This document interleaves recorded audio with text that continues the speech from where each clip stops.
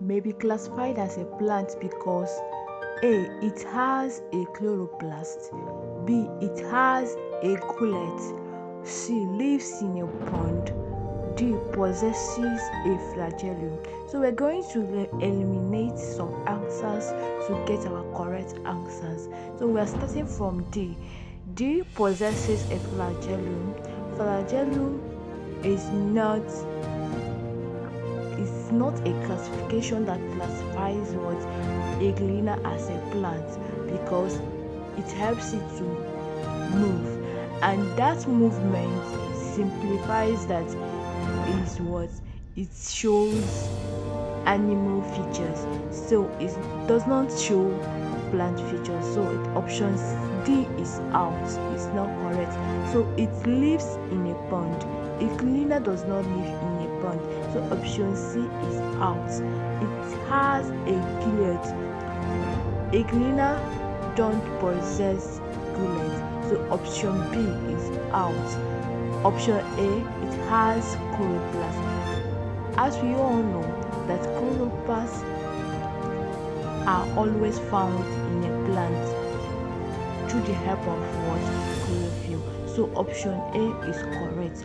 A cleaner may be classified as a plant because it has chloroplasts.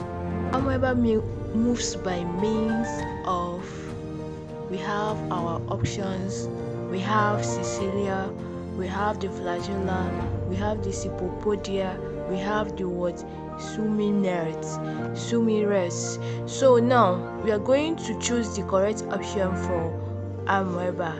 The movement of amoeba is supported, or the amoeba moves by means of what? So the correct way to choose the correct options is to eliminate. So for the option number A, we have the cilia. The cilia is not the correct answer for amoeba because is a movement or is a means of movement for paramecium. So the option is out. Let's move to option B. Flagella is a means of movement for a cleaner. So option B is off. Let's go to option D. The sumirets are for means of movement for fishes. So the option number D is off. Let's go to option C. So for option number C, pseudopodia is what? Is a means of movement for amoeba. So option number C is correct. Next question. Where is energy produced in a cell? Option A, we have the nucleus. Option B, we have the nucleus. Option C, we have the mitochondria. So the correct option for this question is mitochondria. Mitochondria does what? Produces what?